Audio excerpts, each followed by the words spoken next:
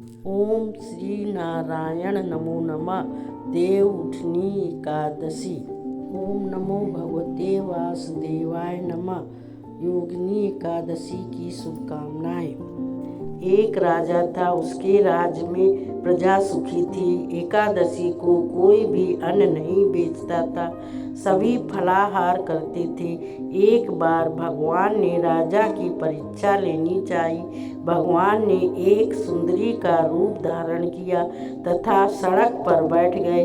तभी राजा उधर से निकला और सुंदरी को देख चकित रह गए। उसने पूछा, हे सुंदरी, तुम कौन हो और इस तरह यहाँ क्यों बैठी हो? तब सुंदर स्त्री बने भगवान बोले, मैं निराश्रिता हूँ। नगर में मेरा कोई जाना पहचाना नहीं है, किससे सहायता मांगूं? राजा उसके रूप पर मोहित हो गया था। वह बोला, तुम मेरे महल में चलकर मेरी रानी बनकर रहो। सुंदरी बोली, मैं तुम्हारी बात मानूंगी, पर तुम्हें राज्य का अधिकार मुझे सौंपना होगा। राज्य पर मेरा पूर्ण अधिकार होगा। मैं जो भी बनाऊंगी तुम्हें खाना होगा। राजा उसके रूप पर मोहित था, अतः उसकी सभी शर्तें स्वीकार कर लीं। अगले दिन एकादशी थी। रानी ने हुक्म दिया कि बाजारों में अन्य दिनों की तरह अन्न बेचा जाए। उसने घर में मांस मछली आदि पकवाए तथा परोस कर राजा से खाने के लिए कहा। यह देखकर राजा बोला, रानी, आज एकादशी है, मैं तो केवल फलाहार ही करूँगा।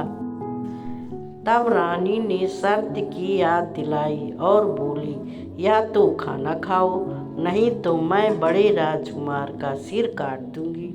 राजा ने अपनी स्थिति बड़ी रानी से कही तो बड़ी रानी बोली, महाराज, धर्म न छोड़े, बड़े राजकुमार का सिर दे दे। पुत्र तो फिर मिल जाएगा, पर धर्म नहीं मिलेगा।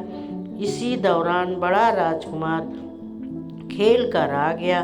माँ की आंखों में आंसू देखकर वह रोने का कारण पूछने लगा, तो माँ ने उसे सारी वस्तु स्थिति बता दी। वह बोला, मैं सिर देने के लिए तैयार हूँ। पिताजी के धर्म की रक्षा होगी, जरूर होगी। राजा दुखी मन से राजकुमार का सिर देने को तैयार हुआ तो रानी के रूप से भगवान विष्णु ने प्रकट होकर असली बात बताई। राजन, तुम इस कठिन परीक्षा में पास हुए। भगवान ने प्रसन्न मन से राजा से वर मांगने को कहा तो राजा बोला, आपका दिया हुआ सब कुछ है, हमारा उद्धार करें। उसी समय वहाँ एक विमान उतरा। राजा ने अपना राज्य पुत्र को सौंप दिया और विमान में बैठकर परम धाम को चला गया। बोलो विष्णु भगवान की जय। एकादशी की जय।